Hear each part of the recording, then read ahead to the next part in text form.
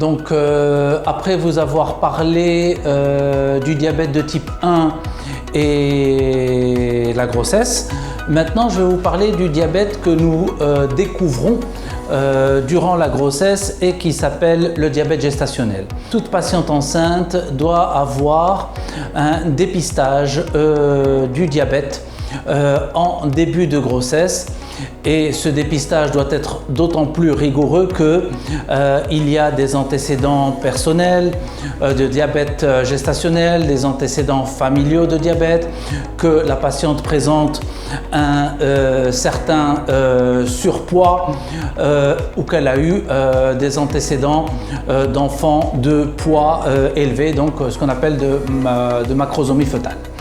Alors ce dépistage se réalise par un bilan biologique en début de grossesse, au premier trimestre, et évidemment il va donner lieu à deux types de résultats.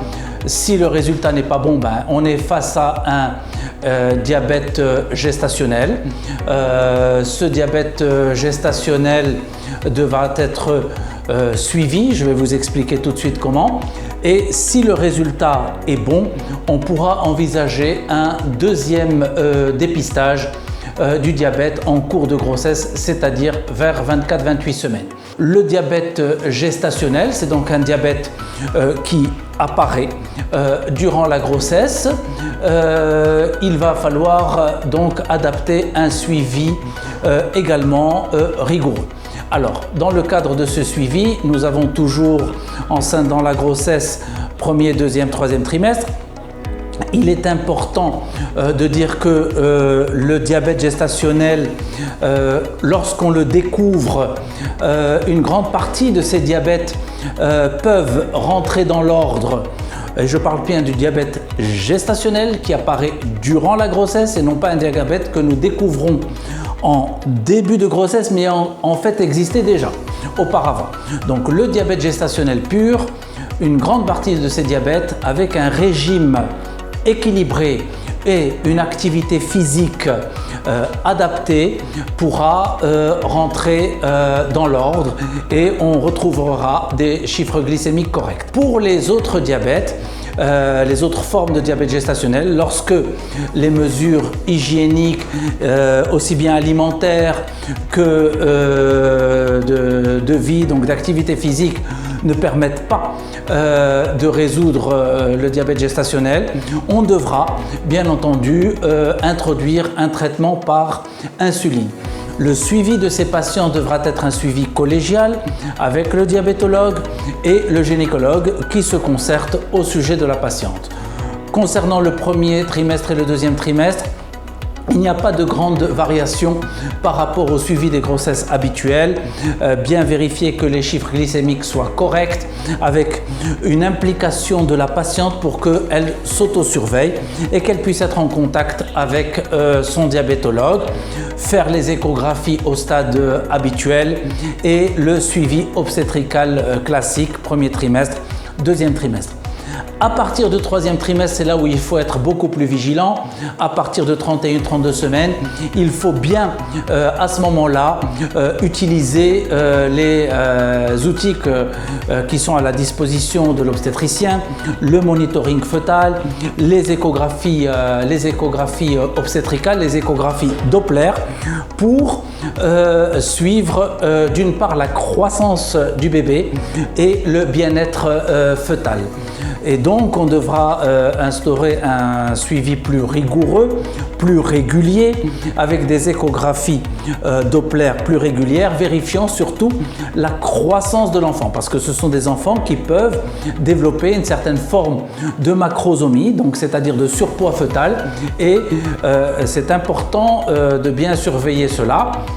On doit également vérifier le bien-être de l'enfant moyennant le monitoring fœtal et les Doppler. Alors, concernant l'accouchement de ces mamans de diabète, qui ont un diabète gestationnel, le risque majeur, c'est bien entendu d'avoir un bébé de poids trop important, donc une macrosomie fœtale, et donc là, on va devoir décider entre les différentes voies d'accouchement. L'autre versant important chez ces patientes-là, c'est que En cas de menace d'accouchement prématuré, il faut que les traitements tocolytiques, donc qui bloquent les contractions, soient adaptés bien entendu à la femme enceinte. Et si une maturation des pulmons fœtaux est nécessaire moyennant un traitement par corticoïdes, il faut bien entendu que ce soit en milieu hospitalier, en surveillant les glycémies de la maman. Une fois que l'accouchement a eu lieu, selon les critères obstétricaux requis et les guidelines qui nous permettront de décider la voie d'accouchement, il reste la période postpartale.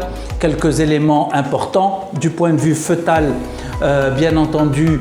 L'enfant doit être réceptionné par un pédiatre avec une surveillance de ses chiffres glycémiques et du point de vue maternel, on devra à ce moment-là, et ça c'est important, arrêter l'insuline et surveiller les glycémies.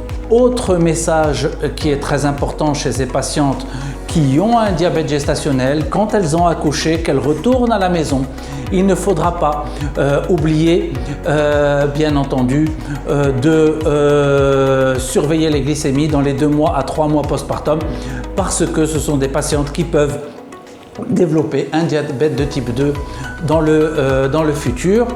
Un point qui est aussi important et qu'il faut mentionner, c'est que l'allaitement maternel est important, il faut le maintenir et ça sera tout bénéfique pour l'enfant, et ceci dès l'accouchement.